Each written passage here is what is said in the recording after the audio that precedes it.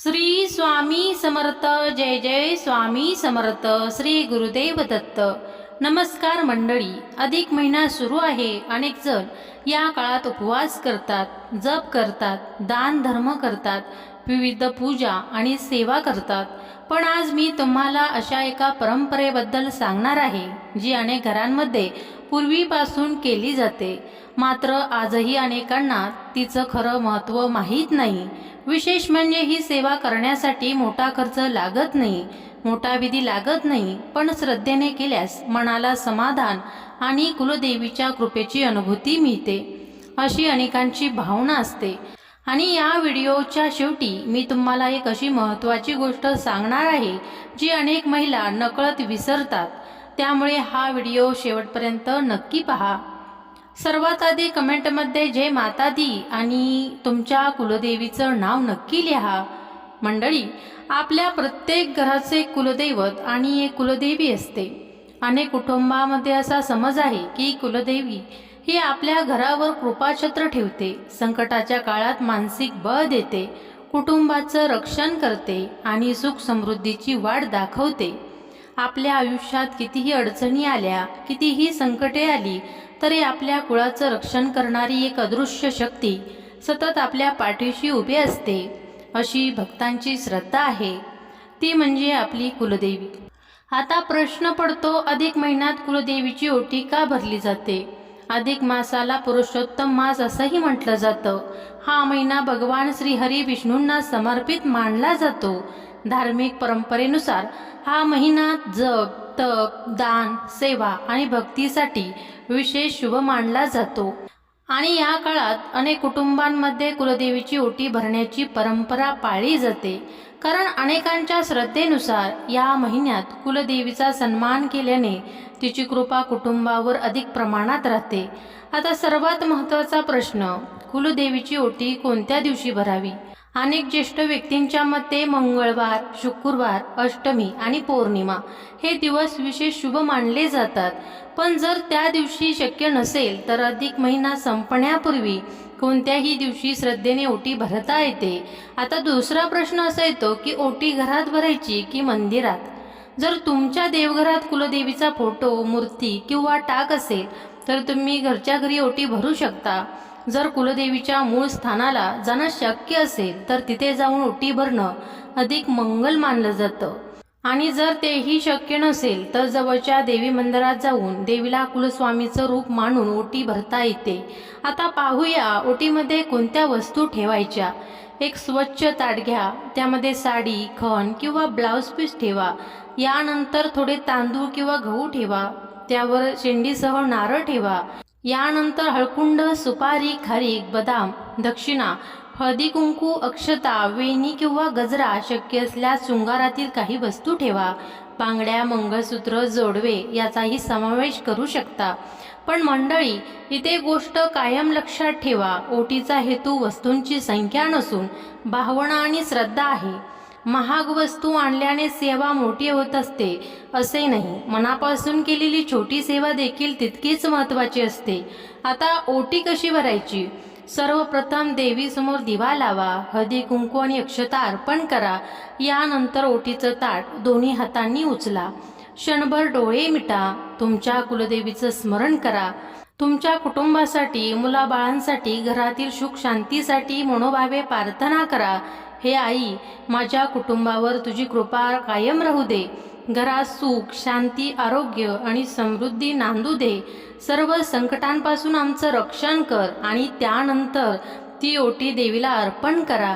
मंडळी, अनेकांना वाटतं की पूजा मोठी असावी, मंत्र खूप असावेत, विधी मोठा असावा. पण खरं सांगायचं तर मनापासून बोललेले 2 शब्दही देवीपर्यंत पोहोचतात, अशी भक्तांची श्रद्धा आहे. आणि आता मी सुरुवातीला सांगितलेली ती महत्त्वाची गोष्ट, अनेक महिला सर्व साहित्य आणतात, ओटी सजवतात, सर्व विधी करतात, पण प्रार्थना करायलाच विसरतात. वस्तूंपेक्षा भावना मोठी मानली जाते. म्हणून ओटी अर्पण केल्यानंतर किमान 1 मिनिट शांतपणे बसून देवीचं स्मरण जरूर करा. यामुळे मन प्रसन्न होतं